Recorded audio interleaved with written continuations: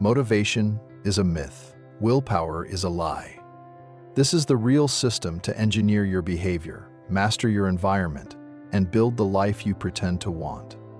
Your life today is the sum of your defaults, the automatic behaviors you perform without thought. You are not failing because you lack ambition. You are failing because you have not engineered your environment to make success inevitable. This book is not about wanting to change. It is about constructing a system where change is the only possible outcome. We are deleting the language of trying and installing the machinery of doing. For the next hour, you will learn to become an architect of your own behavior. Your old, failed self ends now. Listen, your life right now, this moment, is not a product of your dreams. It's not a product of your intentions. It's not even a product of your effort. Your life right now is the exact, mathematical sum of your defaults. The things you do without thinking, the patterns you follow without deciding, the automatic behaviors that run in the background of your consciousness, steering you while you're busy thinking you're in control.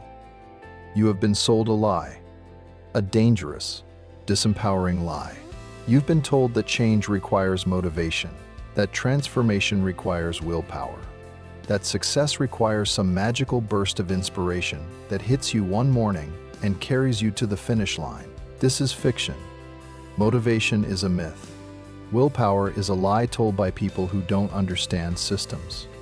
You don't fail because you lack ambition. You fail because you have not engineered your environment to make success inevitable. You have not designed your days to make discipline automatic. You have not architected your identity to make growth non-negotiable. This audiobook is not about wanting to change. It is about constructing a system where change is the only possible outcome. We are deleting the language of trying. We are burning the vocabulary of hoping. We are erasing the weak sentence that begins with "I wish." We are installing the machinery of doing, the engineering of becoming, the architecture of mastery. For the next step, you will learn to stop being a passenger in your own life. You will learn to become the architect, the engineer, the builder. Your old self, the one that waits for motivation, that breaks promises to itself, that lives in cycles of inspiration and collapse, that self ends now. You are about to learn the atomic discipline. Chapter 1. The 1% Doctrine. Forget motivation. Let's begin with the first and most important mental shift. The shift that changes everything. You have been chasing monumental transformations. The 30-pound weight loss, the complete career change, the overnight success story. This is the trap. The big, flashy, life-changing goal is what kills most people's progress. Why? Because it's overwhelming. Because it requires perfect conditions. Because when you inevitably stumble, and you will, the entire enterprise feels like a failure. Real power, real, lasting, unstoppable transformation does not live in the monumental. It lives in the invisible. It lives in the daily 1% improvements that nobody sees. The tiny adjustments that feel insignificant in the moment but compound with terrifying force over time. The 1% Doctrine states, if you can improve by just 1% every day, you will be 37 times better in 1 year. Not 365% better, 37 times better. The math doesn't lie. Small, consistent gains compound. Small, consistent losses compound even faster. Your problem isn't that you're not making big enough leaps. Your problem is that you're not making small enough commitments. You're waiting for the motivation to do the heroic workout. Do one push-up instead. You're waiting for the inspiration to write the novel. Write one sentence instead. You're waiting for the perfect conditions to start your business. Research one competitor instead. The mantra you must adopt: smaller, simpler. Motivation and willpower are unreliable fuels. They're like gasoline that evaporates in the sun. You wouldn't build a car that only runs when the driver feels excited, would you? No. You build an engine, a system of tiny, unbreakable rules that run regardless of how you feel. A machine that operates on design, not desire. Your first drill. Identify one area of your life where you've been struggling. Health, learning, productivity. Now, design a habit so small it requires zero motivation. If you want to exercise, do one push-up when I get out of bed. If you want to read more, read one paragraph after I drink my coffee. If you want to meditate, take one deep breath before checking my phone. The goal is not the push-up.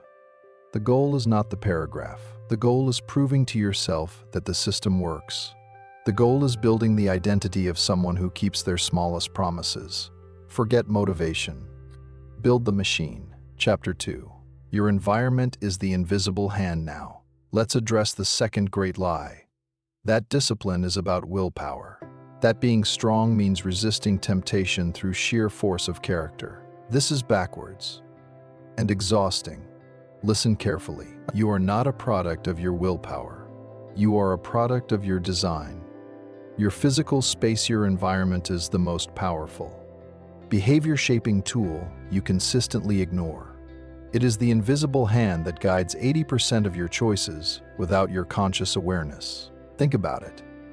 The fruit on the counter versus the chips in the pantry. The phone charging in another room versus next to your bed. The book on your pillow versus the remote on the couch. Discipline is not about fighting temptations. That's a battle you will lose eventually. Discipline is about deleting the need for the fight. The principle is simple but profound. Make good behaviors obvious and easy. Make bad behaviors invisible and hard. This is called choice architecture. You are the architect. Every item in your environment is either a cue for a good habit or a trap for a bad one. The phrase you will repeat: design the choice, eliminate the will. You don't need more willpower. You need better design. Your assignment: conduct a choice architecture audit. Take one bad habit you want to break. Now, increase the friction by 3 steps. If you snack too much at night, don't just try to resist. Put the snacks in the basement, in a locked container, with a key in the garage. Make it a production. Take one good habit you want to build. Now, decrease the friction to 0. If you want to run in the morning, sleep in your running clothes. Place your shoes by the bed. Have your route planned. Remove every single barrier between your intention and the action. Your environment is either your greatest ally or your silent saboteur.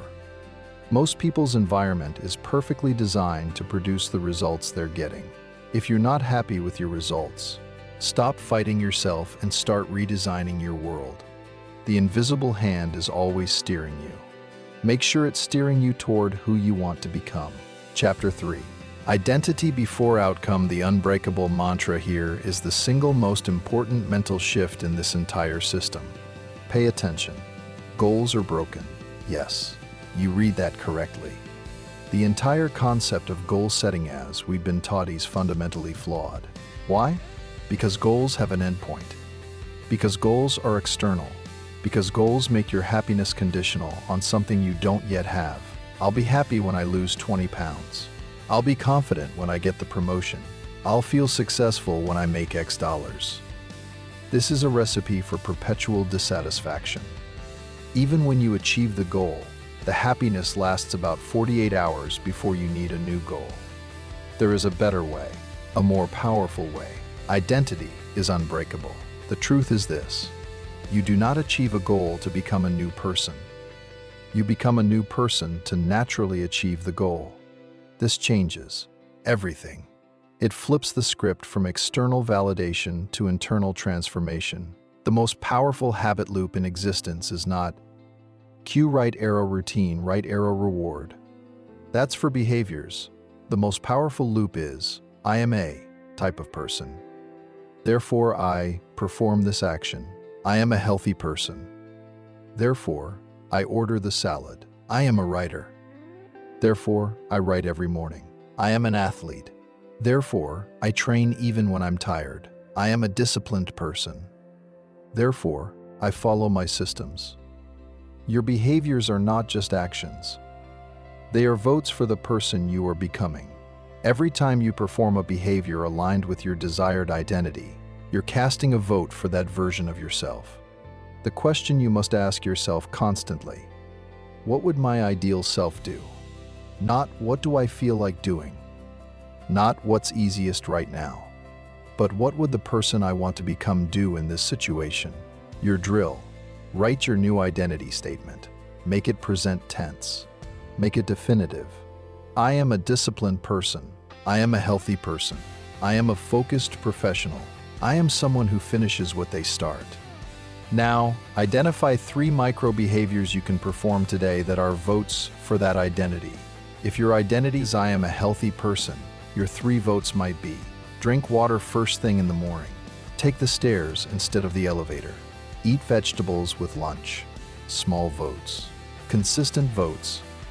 That's how elections are won.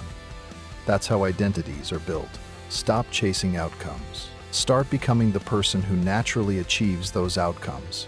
Your identity is the bedrock. Build everything on that foundation. Chapter 4.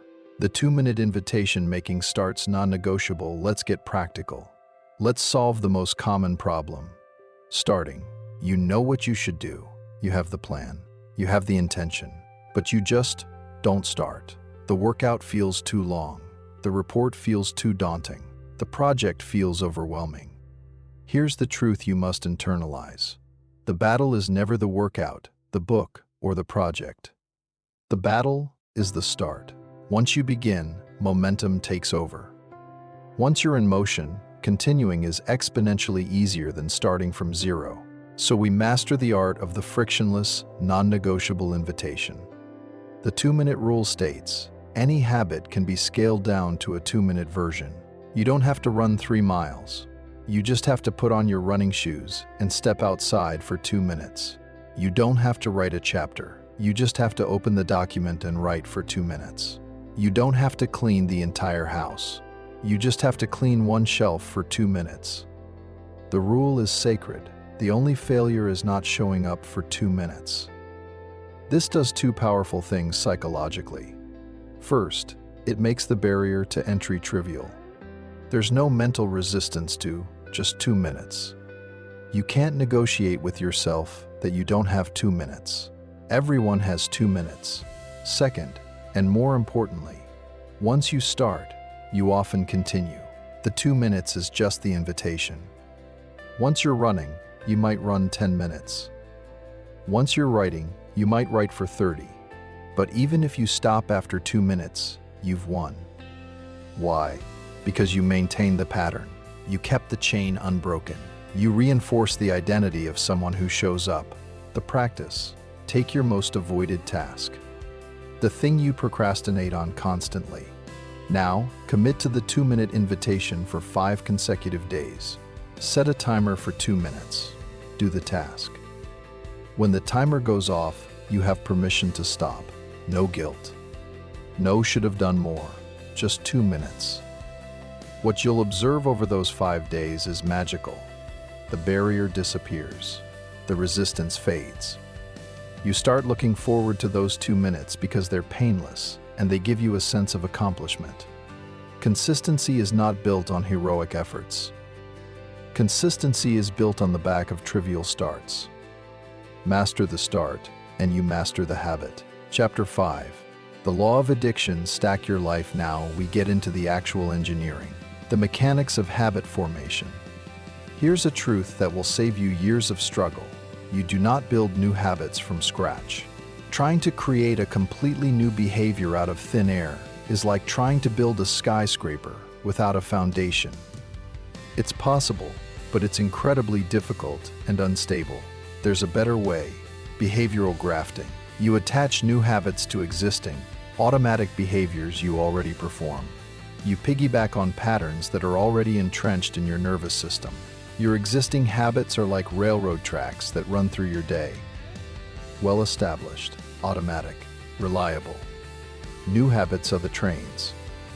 Don't build new tracks through the wilderness. Place your new habit trains on the existing tracks. The formula is sacred. Memorize it after current habit, I will, new habit. This is called habit stacking, and it's one of the most reliable behavior engineering techniques ever discovered. Examples: after I pour my morning coffee, I will meditate for 1 minute. After I brush my teeth at night, I will write down 3 things I'm grateful for. After I sit down at my desk, I will write my top 3 priorities for the day. After I finish lunch, I will take a 5-minute walk. The power here is in the trigger. The existing habit, pouring coffee, brushing teeth, becomes the automatic cue for the new habit. You don't need to remember. You don't need willpower. The sequence does the work for you. Your action. Create your habit stacking blueprint. First, list 5 things you do without fail every single day. Be specific. Wake up, use the bathroom, pour coffee/tea, breakfast, brush teeth, check phone, sit at desk, eat lunch, arrive home, get into bed now. Choose one new micro-habit you want to establish. Attach it immediately after one of these existing habits. For example, after I sit down at my desk, existing habit, I will write my most important task for the day on a note card. New habit. Start with 1 stack. Master it. Then add another. Your life is already full of routines. You're already on autopilot for much of the day. The secret is to make that autopilot work for you, not against you. Stack your life. Build leverage. Make your routines compound in your favor. Chapter 6. Make IT painful, the cost of inaction. We focused on building good habits. Now we must address the other side, breaking bad ones. And here we encounter a fundamental truth of human psychology. Pleasure and pain are the ultimate architects of behavior. We move toward pleasure. We avoid pain. This is hardwired. You cannot outthink millions of years of evolution. Most bad habits persist because the pleasure is immediate. Eating the cookie feels good now, and the pain is distant. Weight gain happens later. Most good habits fail because the pain is immediate. Exercising hurts now, and the pleasure is distant. Fitness happens later. To break this cycle, we must change the timeline. We must attach immediate tangible pain to the bad habit. This is where most self-discipline advice fails. It tells you to just resist, to be stronger. That's fighting biology with willpower, a losing battle. The intelligent approach: make failure hurt more than the habit feels good. Enter the habit contract. A habit contract is a pre-commitment device with real consequences. You define the specific behavior you want to stop. You define what constitutes a failure, and you define the immediate, non-negotiable consequence. The key is that the consequence must be immediate. I'll pay next month. Tangible, not just feeling guilty, painful enough to matter, but not destructive.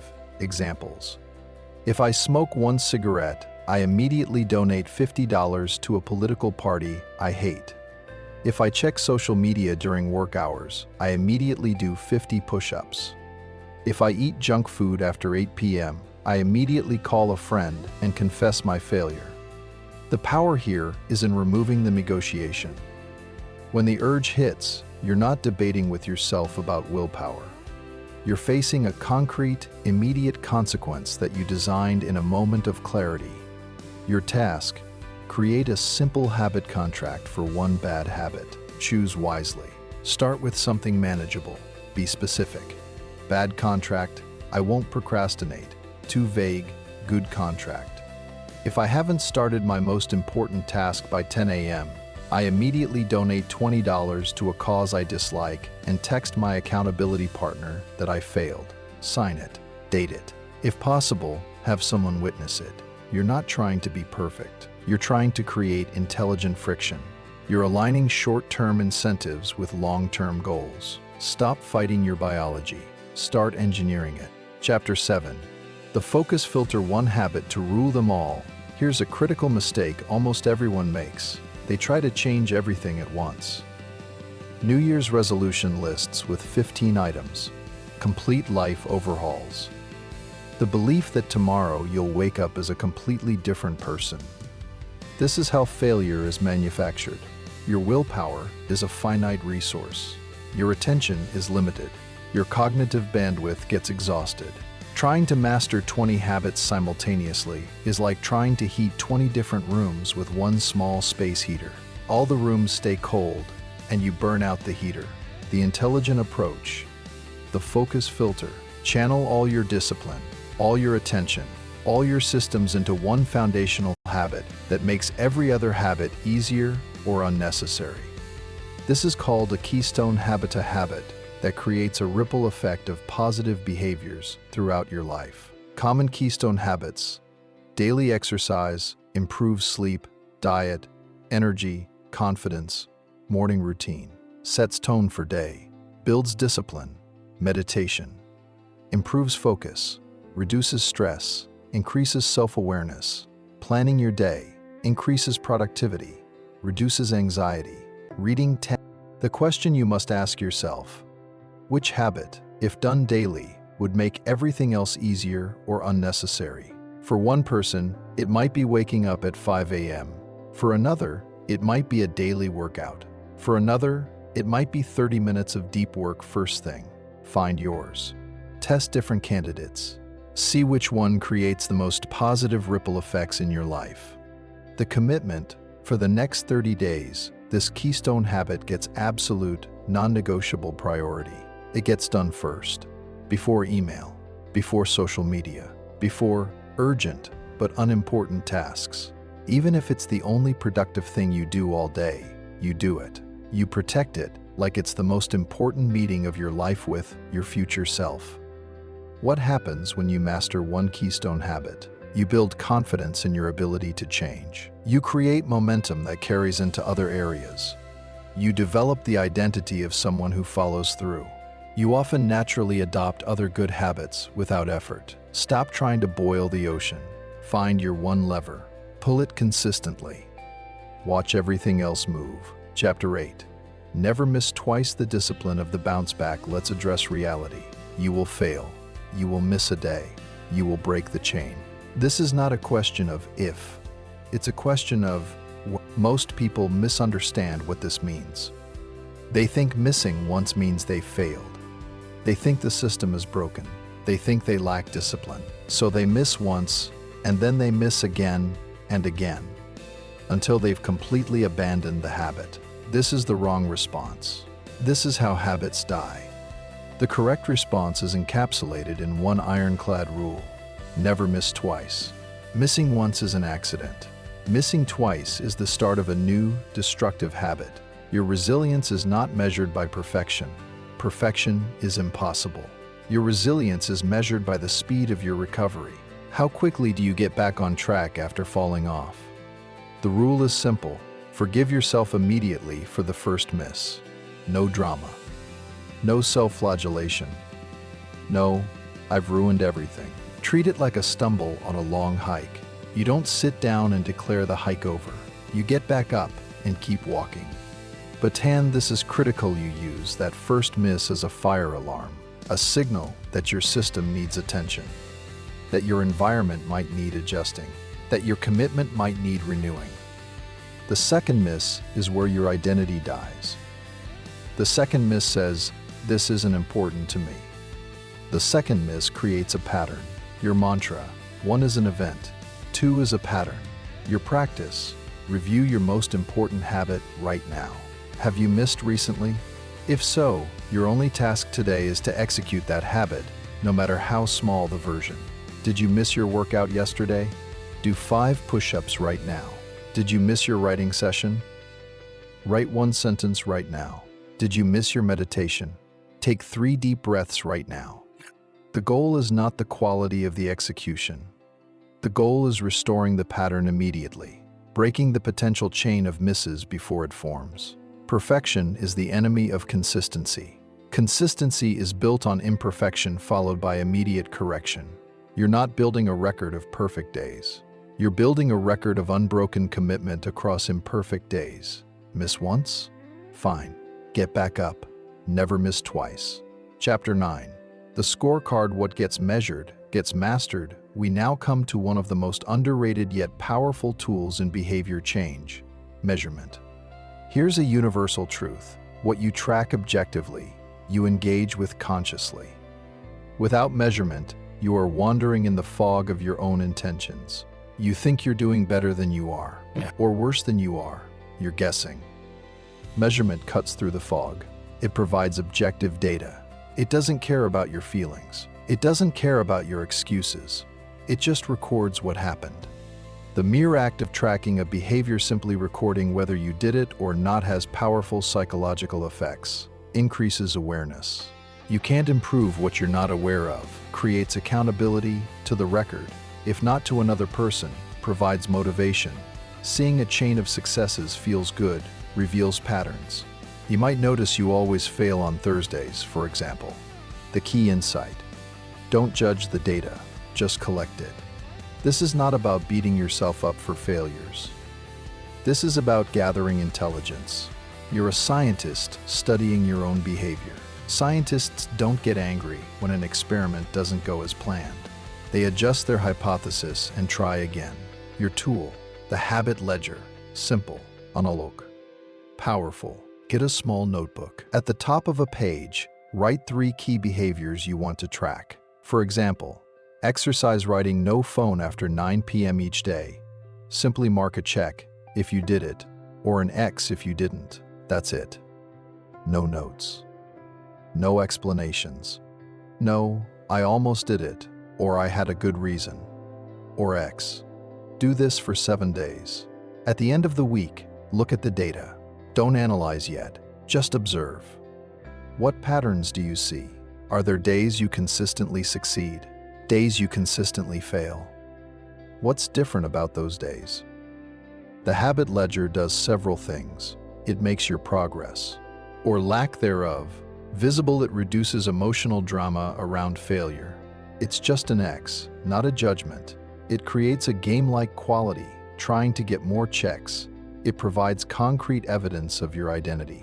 Look at all those checks for exercise. I really am becoming an active person. You cannot manage what you do not measure. Start measuring. Start managing. Chapter 10. The compound self becoming someone else. We arrive at the final chapter, the integration. The big picture. Everything we've discussed, the 1% improvements, the environment design, the identity shift, the habit stacking, the measurement, it all serves one ultimate purpose. You are not changing your habits. Let me repeat that, because it's essential. You are not changing your habits. That's the surface level game. That's what it looks like from the outside. You're exercising more, you're eating better, you're being more productive. But that's not what's actually happening at the deepest level. What's actually happening is this: you are changing your compound identity. Every tiny action you take, every push-up, every healthy meal, every moment of focused work is an investment in the future self you are building. You're not building habits, you're building a person. The results, the weight loss, the completed projects, the bank account growth, these are not the reward.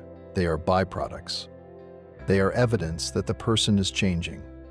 The real reward is the person you become.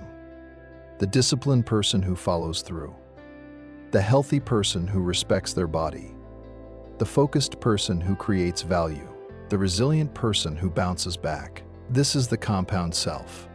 The version of you that emerges after months and years of consistent, tiny investments in your own becoming. The math works the same as financial compounding, but more powerful, because you're compounding you. Your final visualization. The future self-audit. I want you to do this exercise right now as you listen. Imagine yourself 1 year from today.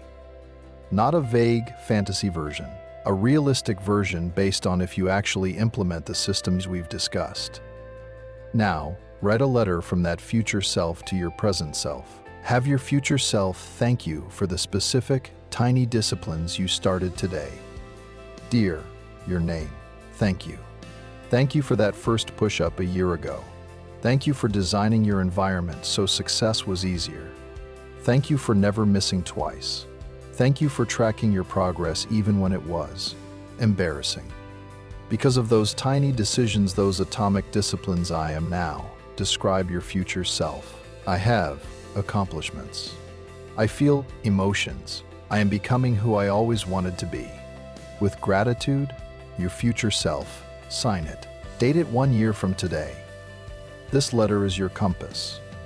When motivation fails, and it will, when willpower wanes, and it will, when you're tempted to abandon the system, and you will be, read this letter. Remember, you're not doing push-ups. You're becoming strong. You're not writing sentences. You're becoming a writer. You're not saving money. You're becoming wealthy. You're not resisting temptation. You're becoming disciplined. The compound effect does not negotiate. It does not care about your feelings. It only calculates. Make sure your daily investments are paying into the person you demand to become. The system is now yours. You understand the truth. It is not about motivation. It is about design. It is not about goals. It is about identity. It is not about massive action. It is about atomic discipline. You engineer your environment so the right choice is the easy choice.